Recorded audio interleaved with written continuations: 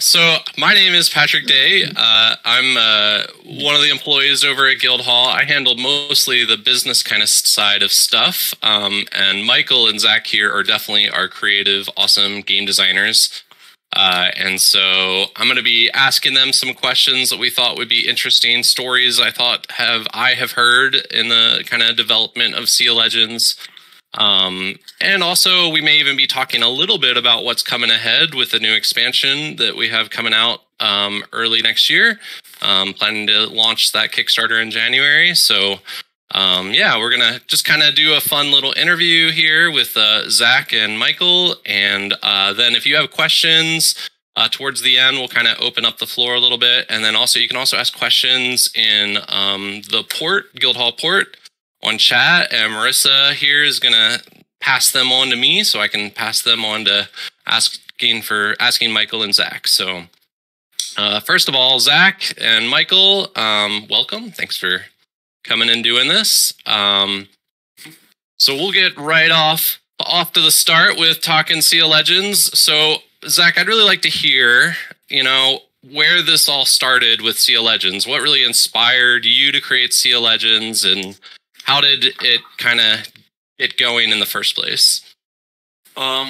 So for a long time, I've been wanting to do kind of a Kickstarter company, and I've been, was building business models and stuff, and I knew I could only afford half of the company, so I needed to get other people on board. And one of those people I was really trying to convince was my dad, which at the time was in the middle of selling Harebrained Schemes to Paradox. So he was going back and forth to Sweden all the time.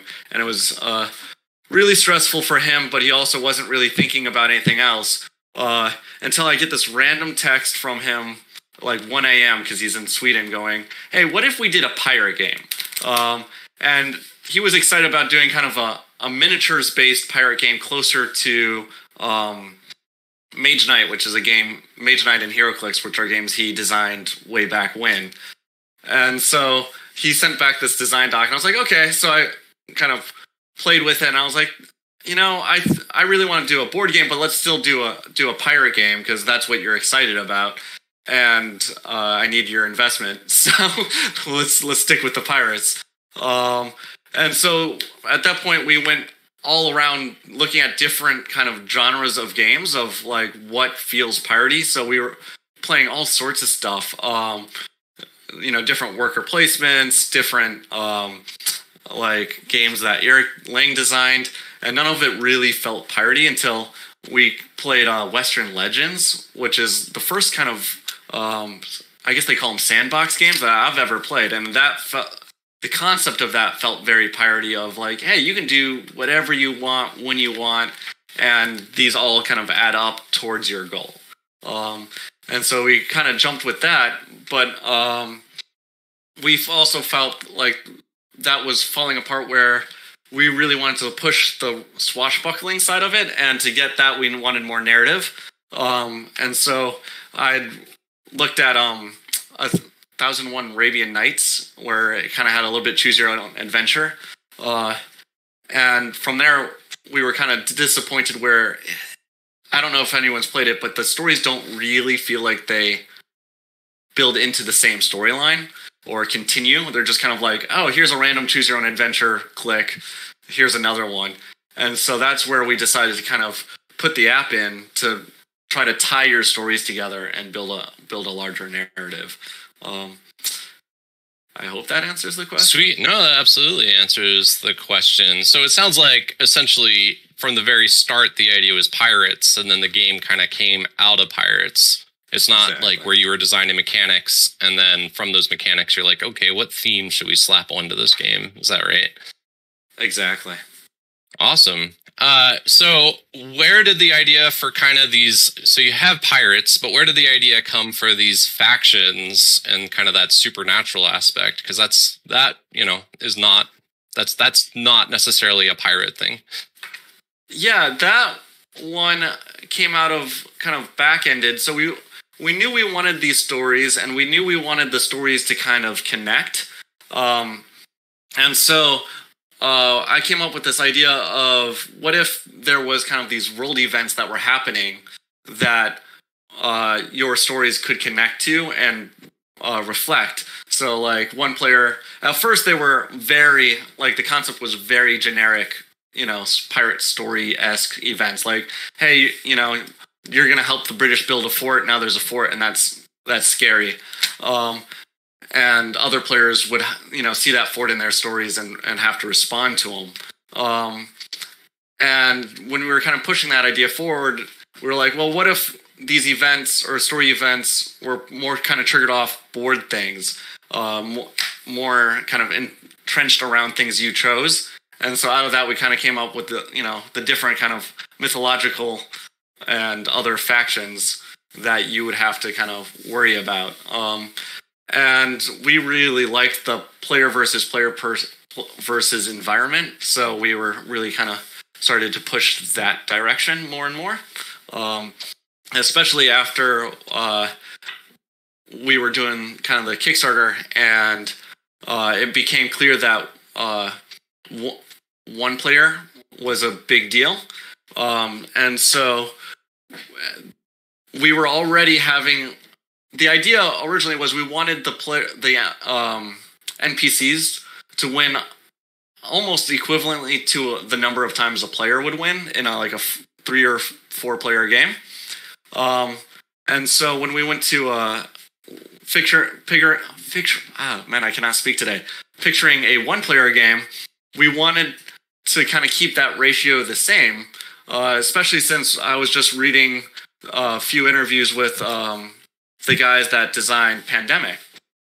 And their theory was, when you're playing one versus the board or against the board, once you kind of beat the game, you kind of get bored of that game. So they were really aiming for you win 1 in 5 times. And I was like, well, that kind of fits perfectly in what we were doing anyways, because when you're playing a 4-player game, you're going to win 1 in 5 times. So let's just keep that ratio the same in a 1-player game. And to make that happen, I think the NPCs definitely play stronger in a 1-player game. I mean, they're weaker than they are in a 4-player game, but they're stronger comparatively to the number of players, right? To force players to interact with them more and have a higher chance of winning. I think the negative side of that is you have a lot less time to do stories and you're playing a lot more monster cleanup in a 1-player game. Gotcha. Was there no, that was a good... Tangents are great. So what was there a favorite faction in the design, or any factions that just, you didn't see coming and were like, wow, this is really cool as you were designing it? Well, the Dreadtide and the Merfolk were the first ones we designed, so there's always kind of a favoritism there just because they were the first. Let's see. I think the one that I was most surprised by was, and I end up liking a lot, is the Ordo, which is actually the first group that Michael designed. And so, and I guess I shouldn't say I'm surprised that you did something good, but that's... well, Michael, talk about the Ordo a bit? Where did that come from, and what is it did you also enjoy designing the Ordo? I came in later in the process. Specifically, initially, I came in on contract to help with the faction designs, and the core design for everything was so evocative. My first go-to for it was the pitch and the models as part of the Kickstarter campaign as my starting point for the Ordo, and I really liked the idea of Nocturnus and the demon and the sort of antagonistic relationship between him and his followers. So really got into the sort of secret cult, kind of spreading their power, and then as soon as they summon the demon, then the demon turns on them, right, and starts consuming them, and that's his path to power. So So that was fun in and of itself, but then it was a matter of kind of trying to give each faction a different personality, and something we emphasized in the design was trying to ensure that each faction brought its own element to the game that makes it feel like a different game, when you're playing. And we didn't want it to feel we don't want the game to feel the same when you're playing, the Dreadtide and the Children of Tlaylock versus the Dreadtide and the British, for example. If you just switch one of the factions, we wanted, those mechanics to tweak things. And so, I really liked that the Ordo initiates are kind of one of the weakest enemies in the game, but it's all about timing. Like, you have to pay attention, you have to grab them when they're out in the open, because once they get into those ports, then they're hidden and concealed from you. And but then they're easy to kind of forget about. They sit there and you're like, well, they're not a big threat, but then they sort of are creeping across the board, and then before you know it, you're staring down the demon. So yeah, I really like that. And I like that the British have something of that element as well, that they sort of enhance the ports and make the ports more important, but they're also sort of a creeping force where you can forget about them, and it seems like they're not really much of a threat, and then you suddenly realize that you've made a terrible mistake, and that they're growing more and more in power every turn, and it becomes pretty frantic to see if you can stop them, or hopefully. Well, that was what I was aiming for. That's awesome. That's really cool. That is one of the cool things about Sea of Legends, is how not only each faction kind of gives its own gameplay, but combinations of factions kind of change the game. To that end, Zach and Michael, do you each have a favorite setup, like favorite combination of factions to play with? Not I'll really. answer at once. No? So, I do like to play with the expansion factions just because I've seen the least of them. And so, for me, since we started with the Dreadtide and the Merfolk, those have just seen the most games. So I like to play with things I've not played with as much. So, the Harpy and the Golden Horde, or no, we changed their name, didn't we? This is embarrassing. The big monkeys, the Sentinels, So yeah, I think the next time I play, I definitely want to play with those two, because I've personally played the least with those two. So, what about you, Michael? Do you have a favorite combination of factions, or? Yeah, it really depends. I do. I like playing with the British, and maybe it's that might be related to where things are going with the new expansion too. Hint. No. Hint. Yeah. But so it's the British have been on my mind, and sort of there, and they're. It's a little weird because they're the most neutral, right? They're the most human or recognizable, right? And so, but I do like that the emphasis on the ports when they're in the game. Have you ever played? Let me ask you this: has there ever been a couple of factions that created synergy between each other that you didn't expect, right? Like, you kind of, as you were designing the factions, maybe you weren't thinking about how those two factions would interact with each other. Has that popped up before for you guys? Maybe not. So, we wanted to try to get, I guess synergy is not necessarily what we were aiming for, but definitely we wanted the factions to interact in fun ways. And I think my favorite part is what we used to call bosses, but now we're calling leaders. When you can get two of them to fight each other, that's always one of my favorite parts of the game. It becomes like King Kong versus Godzilla in Sea of Legends. Yeah, the Dreadtide, and it's probably because they've been around the longest and people are used to the strategies of them, but you see that often with the Dreadtide and the Children. if one of those factions gets out of control, and the players aren't ready to take them on directly, it almost can become a like get out of the way or help the faction to form its boss, so you can use the two bosses against each other. So you can send the Skeletal Colossus and Tetsuhuitl after each other, and kind of manage them rather than having to take them on directly. All right, let me ask you this. Oh, go ahead, Zach. Go ahead. I do think maybe the easiest one, I guess, in my experience, and again, it might just be from knowing the faction the best, is the Undead, because I've had them take on the British, and I can get him to fight pretty much any boss, which is a nice situation to be in. Well, let me ask you this. Let's say you have mastered Sea of Legends. You are now like never lose to the factions. This game is easy mode. What combination of factions would you recommend to lay down to like really put the game into hard mode currently? I know we have some stuff coming, but currently. Let's see. I think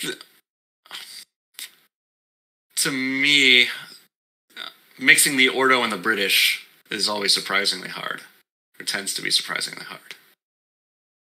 Yeah, they those two together, and that was a faction. Speaking of synergies, or the opposite of synergies is conflict between them. That was something like in the detailed playtesting where we had to do a lot of refinement between like the British and the Ordo, because they both are interacting with ports, right? And so we had to be aware of how those interactions were going to overlap one another, and ensure that if when someone plops down the British and the Ordo, for example, that the game doesn't go off the rails because these two factions completely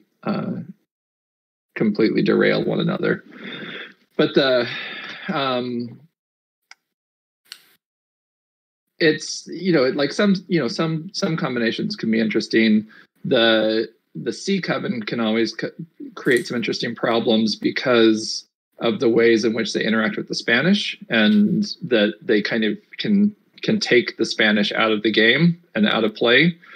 And so if you're relying on the Spanish galleons to help you maintain the other faction, that can become complicated when the Sea Coven are in play, because they have their own ideas about what's going to happen to the Spanish galleons, right? So you get some of those synergies, but they can also, I think those depend a lot on the play style from group to group. Some groups like to just go on adventures and leave the galleons alone, and other groups or other players like myself tend to like make a beeline for the Spanish galleon for the first, their first haul of the game, and try to sink that ship and start off with gold. What was, as you were designing, Zach, and I'll get to you here in a second, Michael, but as you were designing, what was kind of the biggest challenge or obstacle you had to overcome in that design process?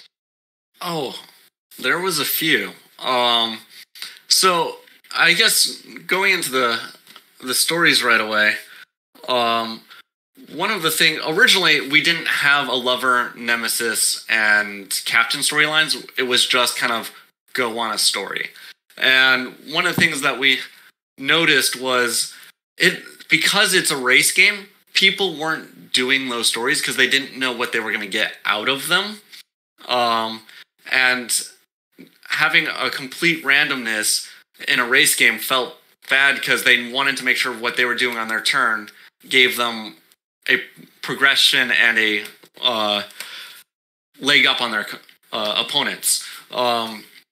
And so I was trying to figure out ways to make it still feel like, hey, you're going on a story and it's very narrative of what's going on, but you have at least some more sense of what you're going to get out of it. And so at that point, I came up with the idea of doing lovers and nemesis, where it's kind of like, well, I know if I go on this storyline, it's going to progress this character forward, and that's going to help me in some way that I know beforehand, right?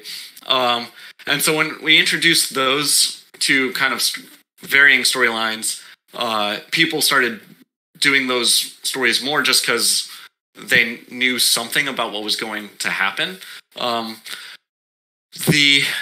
forgot how the captain got put in there. I think it was from feedback of like, hey, I want to do some of my own stuff. I don't necessarily always want to be doing other people's things. But yeah, the captain was actually the third story that got added to the mix. But it kind of took a long time for us to figure out that balance of like, hey, this is still going to be a random grab bag, but it's enough of a known quantity that people will do it, right? Yeah. Michael, how about you? Yeah, Michael, you kind of came into the middle of things, so, you know, the cake was half baked. What was a big challenge for you to kind of... There's certainly, there was definitely a learning curve because, as you said, there was already a great plan, and the game was very realized and very far along when I came in to start helping with the factions and some of the early game experience. So I think there was some push and pull for me, kind of figuring out where I could muck about and where I needed to let things be. And I think I had to get on board with some of the finding ways, like for me, finding ways to make the factions challenging and engaging whilst not being overly punishing. For example, like I think I spent a few weeks with a little bit of an obsession on, how could the faction mess people up? and so I think, Zach had to talk me back off the cliff and remind me that not everyone plays games to be punished. So that was always like, and that's a fun tension, because, you want that danger and that difficulty in the game. But you also don't want, you don't want anyone feeling like they're suffering by playing. So. Oh gosh. Go ahead, Zach. Going off of that, some of the things that we were realizing, because originally we were having the NPCs do more drastic effects when they attacked you, and that never felt good. And the other thing we did with that was we were really struggling with the NPC turn, because what was happening was the game was taking a really long time. And on the NPC turn, we were having it when they attacked you, an actual die roll. So like it wasn't an auto hit. But what ended up happening was your NPC turn would often be the same length of all the other players' turns combined. And it really spiraled the game out of control. And so we wanted to try to figure out how to keep the NPC turn interesting and moving along. So at that point, we kind of got rid of their die rolls and said, okay, they'll just hit you, but when they hit you, it shouldn't be that devastating, right? Like, it's that's unfortunate, but I'm still, I don't feel like I got taken out of the game or anything. Cool. Yeah, that makes sense. So we have a question from chat that I know I have heard before. I think I've even asked it of you guys before, and that is, have you guys thought about, with the app and everything, doing more of a legacy mode for the game? Because I think people get really attached to their characters, and then they're like, hey, I want to keep going with this character afterwards. Was that ever something considered in design? Is that something talked about now, like more of a legacy version or design part of the game? So it has been something that, especially my father really wanted, but I keep pushing back just because Legacy takes a lot of additional content. So both kind of component-wise, because if you're going to say, okay, I'm going to move forward with my character, do I keep my relics, do I keep things? So you also then have to kind of figure out rebalancing, the NPCs to stay with that power level of the, of where the players are with their relics and all that stuff. But also, well, I guess it's more doable now with how we're restructuring the stories. But theoretically, before we would have to do a new set of stories to kind of continue on the kind of stories that had previously ended, where the stories are kind of the more doable part now, since they're kind of an ongoing mixed match of responses to what's happened. So they're more episodic as opposed to direct linked. So you could have those continue on. Now, I don't want to steal the thunder of tomorrow. I know tomorrow we have a really cool panel specifically about the new app and the new narrative system, but do you want to, like, what is it about this new story system that you're saying could do legacy style stuff better, or what's kind of the new cool thing that you are hinting at there? Well, the two-sentence answer rather than the deep dive that we're going to do tomorrow. So I think the kind of shortest response is that it's keeping. We have changed the app into a state engine, so it knows what's going on, not just necessarily in your storyline, but other storylines, and so different storylines are being more responsive of each other's episodes. Or sorry, we're calling them adventures. So like I can do an adventure that builds a base, then Michael gets a random, hey, Zach's building a base, you should go destroy it adventure. And that's going to feel much more episodic, because these previously we had written them in sets of kind of 3, and it was much more like a choose your own adventure book where, yeah, you're only seeing 3 stories, but we had to write 6 or 7 stories to make those 3 work, which was a little bit frustrating, because that meant that it felt like we were writing a lot more than any player actually saw, but it being kind of episodic, where these adventures are not direct linked to anything, we can continually change out that content easier in each storyline. So, because I'm going to a build base, but it's not necessarily the same build base. There'll be a bucket of a bunch of those, adventures, and I'll get one of them.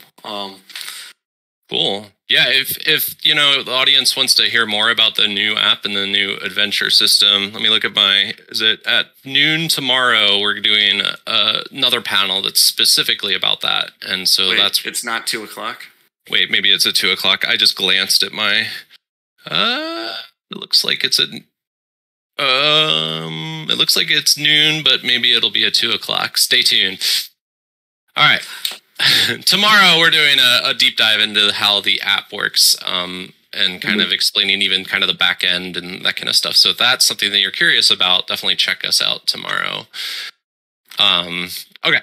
So we're going to jump. We actually, well, first of all, is there a mechanic, whether faction or relic or character, that you are like most proud of, or when that card comes up or that faction pulls off the thing, you're like, man, I was involved in that, and this was something I was really excited to see people playing with one day? So I think with the factions, it's not necessarily one that I like the best or whatever. One of the things I really wanted to stress was that each faction plays differently from each other. Kind of going back to that same idea of, hey, once people beat this faction, they're less interested in playing it because they already know how that plays.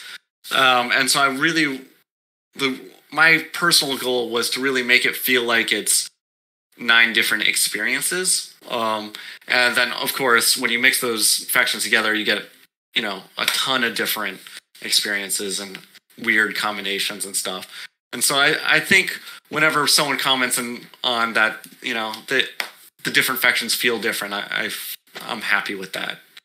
Cool. I have one. I have one for Zach that Zach did. I think we were struggling a little bit on some of our captains. We had our core captains that have a very clear and defined identity. We have Cesare deals with the crew, and Kahina with the treasure, and Spell gets to mess with her dice, and Tun is just powerful and strong. And sort of our expansion captains were some some challenges to kind of give them a defining moment. And I think we were struggling some with Grimwald in particular. And I think Zach managed to come up with a design that I still think is a lot of fun and thematic, where he's digging in the discard of the crew graveyard and pulling up the abilities that he wants to use with his connection to the lost crew and stuff. So that for me was, that had been a thing that was kind of a challenge. We went through a lot of options. And then I felt like that Zach came up with a fun and interesting idea that gave him a very distinct feel, and even though he's dealing with the crew, he feels very different than Cesare, for example. They both are sort of a crew focused approach, but in very dramatically different ways. So that's one of mine. Cool. Yeah. So one of the really fun things about the game is you can also just ally yourself with a faction and win by helping that faction win the game. And we have somebody from chat who was asking, and I think they probably enjoy that play style. Have you ever considered adding extra actions for players who become aligned with an NPC or some other kind of benefit to that kind of play style or win condition where you are becoming aligned and seeking victory, by helping the skeletons take over the map or whatever?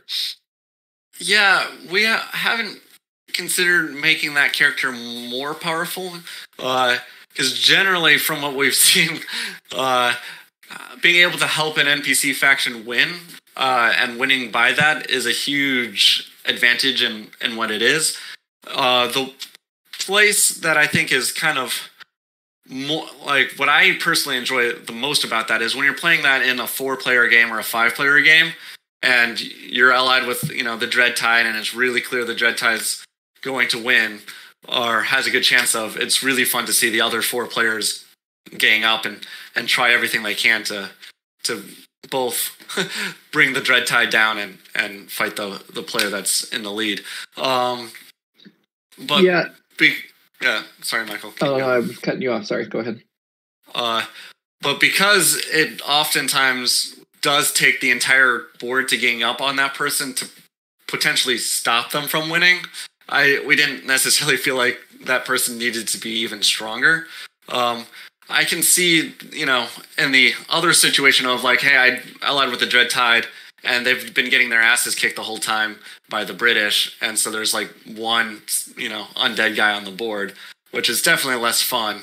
But also, people are probably not going to gang up on you in that situation. I think in terms of the board state, we did think about a lot of ways in which you could be gaining power by your alliance, and what we did find, as Zach is pointing out, is that it became too easy for once someone became allied, it became kind of too easy for them to push along the victory. So we actually probably spent more effort trying to find the right balance of freedom of, like, especially with the NPC with the faction objectives, trying to get the right balance of player choice about what they're doing versus like what they have to do. And so we tried to make sure that there's always enough wiggle room that you can bend it to your benefit or not, right? That you can make a choice, and definitely sat with players that like to propel the undead into the skeletal colossus, for example, or whatever, or not, right? And so we tried to make sure that each of the factions had that enough play there that you could try and help them out, you could try and protect them, you could try and benefit them, but not so much that it felt like as soon as somebody became allied, it meant that they were going to win the game, right? That it was that they could just like pile on by leaning in with that. We do, though. I think we're very interested in expanding the feel of that, and the way we've done that in the first iteration was through the stories and through the adventures. But some of the restrictions of the initial app kind of limited how much we're able to do that. And I think that's definitely been one of the emphases of the new app. making it so your interactions are deeper and more dynamic, and that, it's, I know for you, Zach, it's been a priority that we want players to get to the ally status if that's what they're interested in, right? We want them to have more opportunities to, right? And I think we pulled away from that some in the first edition, in some of the stories, or we didn't have enough stories that were giving that option to it. And so I think that's something that we want to expand more with the second version of the app. Well, so to kind of play with that or continue on, the reason the first app was harder to become allied was someone had to write that storyline all the way through, like before the game started. And if they didn't put an option in there for you to become allied with that particular faction, you were just not going to get that option, right? And so there was just this kind of randomness at the beginning of the game that the players had no direct control of like, hey, am I going to get a story that lets me make my NPC character a lover, or am I going to get a story that allows me to ally with an NPC faction? And now that everything is episodic, we can weigh the decisions you're making and make sure that future episodes you get or future adventures you get have those options, right? So right now we're still kind of on the engineering side, but the idea is if I continually make decisions that go with my, character that I'm talking to, like Father Antonio, if I'm continually deciding with him, I only have to make so many decisions and that agree with him that will give me an adventure that would let me make him a lover or not, right? And similarly, the same idea with the faction allying with a faction. So that's engineered. We haven't actually got all the content in there to be testing that and enjoying that to see how it actually plays out. That's the theory of it. So that might connect actually, Zach, with another question we just got in chat, which is, connected with getting aligned with a faction. This player says that happens very infrequently for their group. Yeah. And they're curious just how often in play testing you saw that happening, and also like, what's the best way to achieve that currently? And maybe that answer is just like you said, maybe it's just random currently, but with the new app, it won't be so random. But how often does that happen?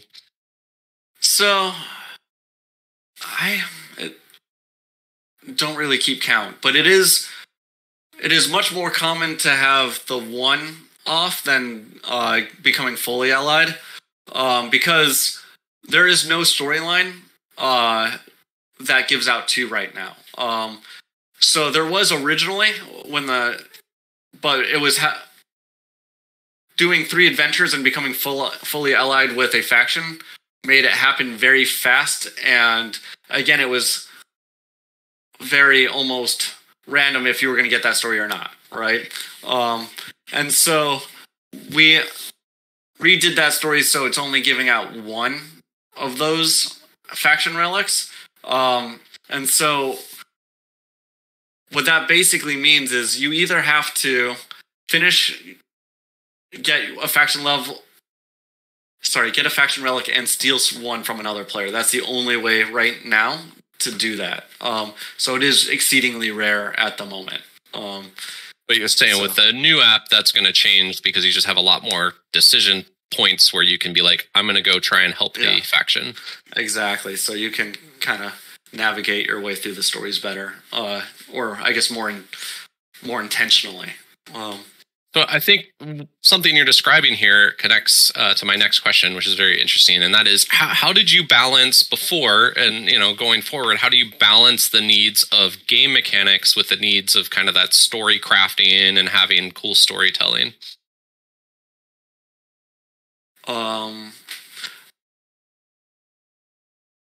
Let's see. Like could the game lean too hard into like crunchy mechanics and not enough storytelling in your, like when you were initially designing, or could it accidentally lean the other direction where it just became about story and the board game kind of got lost? Like, so how did you find a balance between those two? We were just talking about this before you joined in. So we figured there's kind of like 3-ish broad categories of what you can do in this game. It's like combat, stories, and port actions. And we figured that, you know, you have 9 real turns. We were trying to balance the game to always end around 9 turns. Sometimes you'd go over, sometimes you'd be a little bit less. And so having a third of those be of those 3 categories was what we were aiming for. Gotcha. Yeah.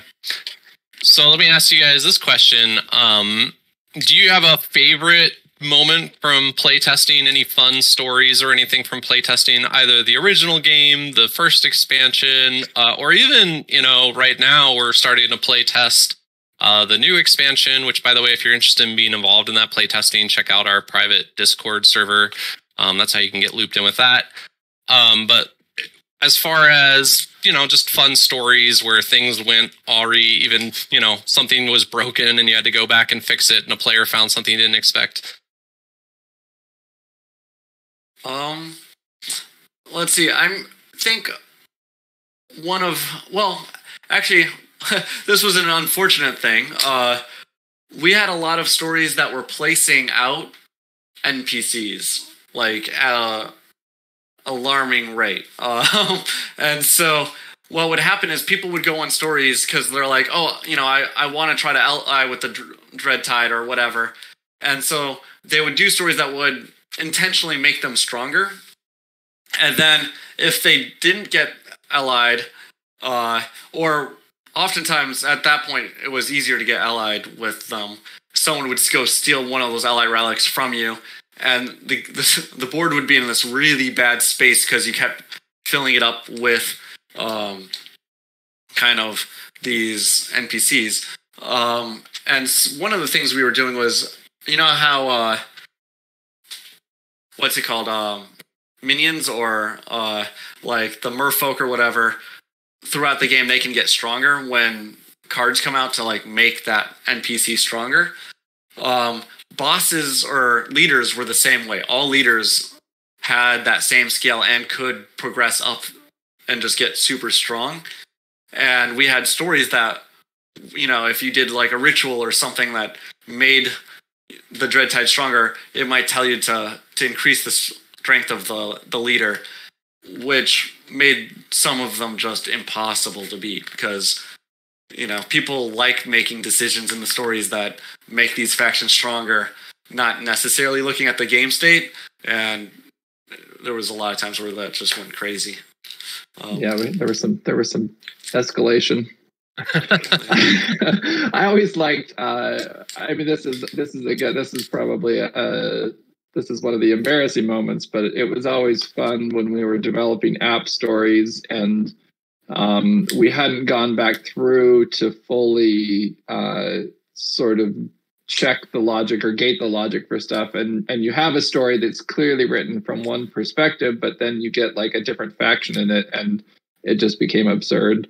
So we have, you know, one of my favorites is there's one of the story chains. You're trying to throw a big party and you find a kaiju, you find a giant monster that one of the boss monsters has been chained up in this cave. And, you know, early on it worked well with Tetsuhuitl and with the Skeletal Colossus and with the big giant monsters. But then when the British stories got plugged in there, you know, and you come into the cage, the cave, and the ferocious admiral has been chained up, and so it would, you get like the British caused many concerns about, trying to figure out how to handle the stories because, there was the default sort of, the monster version of the bosses, or the Godzilla King Kong version of the boss monster versus the human admiral. And so we had a lot of tuning for various story chains to make sure that they made sense with the British, and you got some absurd results in playtesting at times as we worked on that process. That's pretty funny. What would be, so I'm a new player to Sea of Legends. I'm opening the box. What's your kind of top tip for me going into the game, and maybe some rules or strategy that people don't think about and they're not aware of? I think this is where me and Michael differ greatly, because I always keep the Spanish along as much as possible, because they're great for cleaning up other NPCs, right? And that gives me the ability to do more stories where that's what I like to do. But Michael is all combat, and his first turn almost always is taking out that Spanish NPC. My pirates do like to engage in some piracy, but I'm guilty as charged. One of the tips, always going after the Spanish galleon might be something that I do frequently, but is not necessarily a good tip for a first player. It's a high risk, high reward strategy that, you know, you can set yourself back if you throw those dice early and you don't overcome it. If I'm trying to be more sensible and give good advice, I like to focus on my lover early on. The lover abilities, those, especially the second level passive lover abilities, make a really big difference early on in the game about getting you an advantage. So you have that first pick of your three, which of the three characters you want to be your lover. I tend to look at that second level ability and which one I think is going to mesh well with my captain. And then I try and get that first lover quest done as quickly as possible, and get that extra boost, and so there's a lot of nice combinations out there like that. It's not like some of them we put into the first player guide that don't seem immediately obvious, but end up working really well. Like what Cesare and Clara is a really nice combination in that sense, where you want to get to your cruise ship as fast as you can, but that's expensive. But Clara's second level ability will give you that discount, right? So if you can get Clara as your lover, then you go and boost her up to the second level as quick as possible, and she'll take a huge chunk out of the gold you need to get your crew going. So I tend to lean on the lover. I think Zach likes the captain quests more than I do. I don't have the patience to try and get to the third captain quest and get my legendary ability, even though they're really good. But I tend to fall off. But they pay out better. I know they do, but I tend to fall off the path. So I tend to like the lover quest because I'm getting a little reward and a lover ability every time. But that's me. That's my tip. What's the least known rule or mechanic or thing that players think about you find in playtesting and while you're playing the game? And Zach, I already know one that you want to talk about for sure. As far as how you're using the other factions, manipulating the other factions, but what are some things that you think people brush by or don't think about while they're playing the game?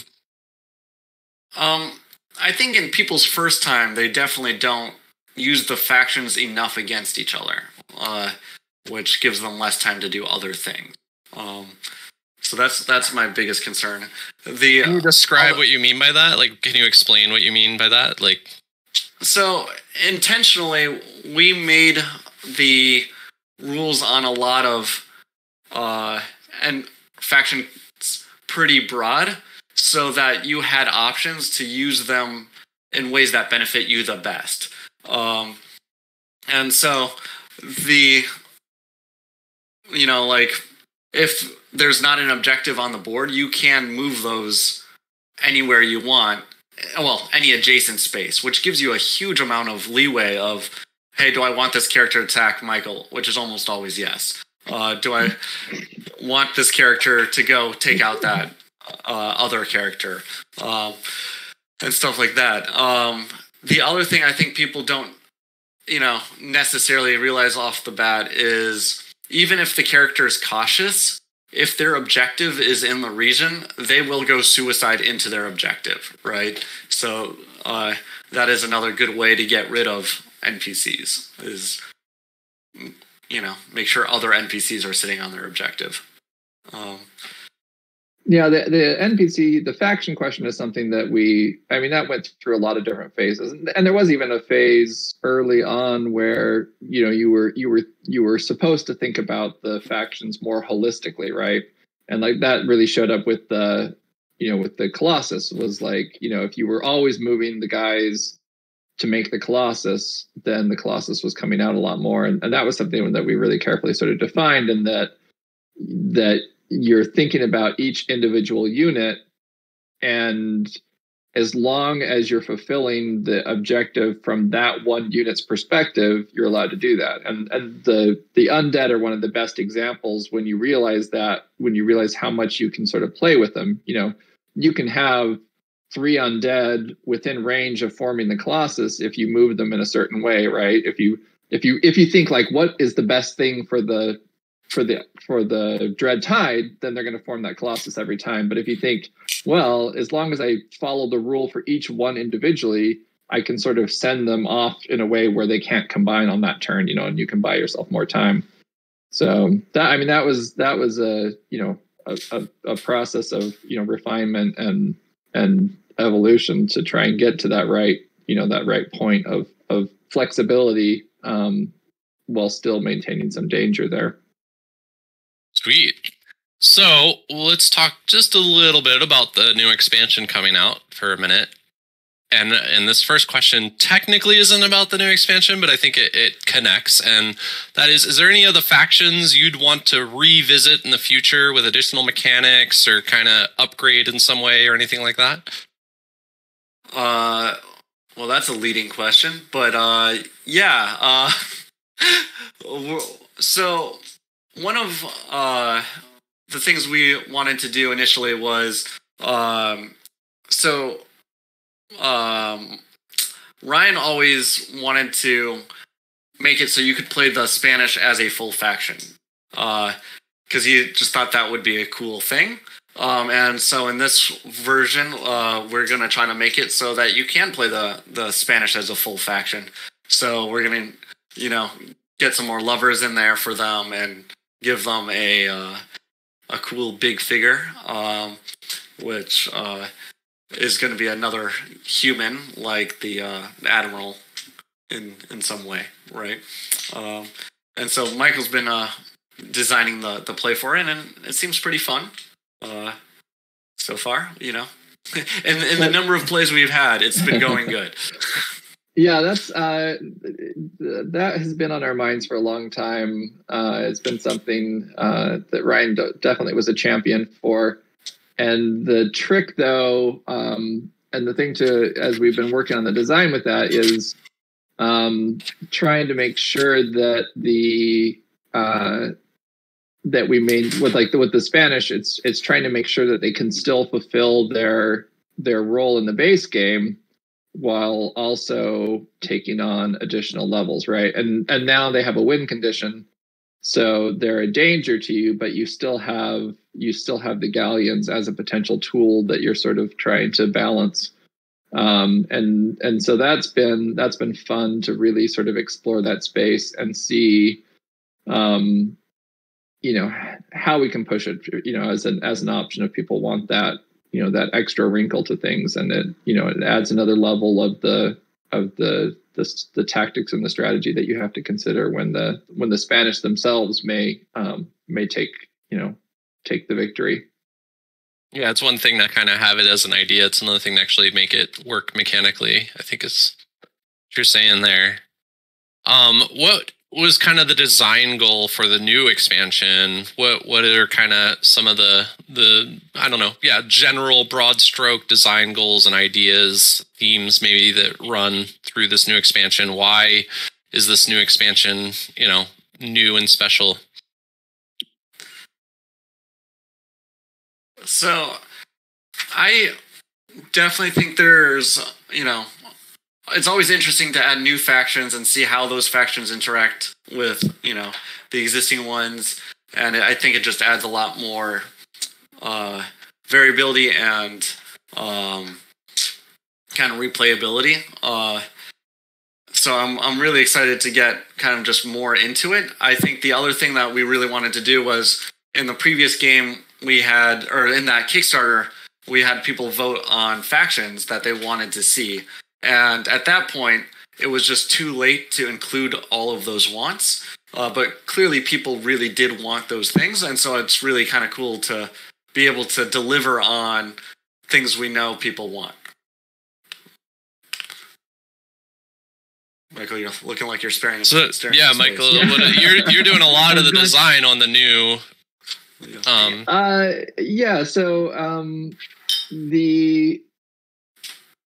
I think with the new faction or the new expansion, one of the things that we are getting to do is I think we're trying to explore a little bit different space in the Caribbean, in that the preponderance of initial factions in the base game and the base game expansion are tend to be fantastical and drawn from legends and mythology. We're as we've said, we're bringing the Spanish in for the expansion, and we're getting a little bit more of some of the human side of the empires. So it's interesting to get some elements of the historical Caribbean piracy human condition in there, while still balancing that with the more fantastical fantasy Sea of Legends version of the world. And so that's always been a fun and interesting sort of balancing point, to have the right amount of each in to make it to fun and interesting, but have some recognizable cues in there. So cool. Yeah, I think I agree. I think it's going to be, the name of the new expansion is Vengeance of the Empires, and there's a reason for that, and it's kind of that rise of those human empires a little bit. But there's also some really sweet supernatural stuff, and we're going to start showing tomorrow some teaser images and concept art and other cool stuff from that new faction. So you might want to check that out tomorrow as well, in addition to the deep dive into the app. Is there anything else, you guys, before we kind of close up, that you wanted to share about the design of Sea of Legends, or the new design for the new expansion, or just anything else you guys wanted to share? Not offhand, but if anyone has any more questions, I'm happy to speak to them. Yeah. I'll give the chat a few minutes to see if they have any other questions. And mostly I just wanted to thank everybody for supporting the game and sticking with us. And I know initially there was a rocky road with the app and stuff, and then, the app got stable. And now I think the new app, as we're developing it, it's really exciting for what it's going to add to the game. And so, cool. If there are no other questions, we can kind of close it up. And Michael, Zach, I really appreciate you doing this. I think it was really informative and cool. It was, even for me, as somebody who joined the company, just this year, it was cool to hear some of these stories and how we got to where we are. So thank you both. And thank you, everyone. All right. Thanks, everyone. We'll see you later today, hopefully, and tomorrow. And tomorrow. All right. Have a good weekend, guys. All right. Bye, all.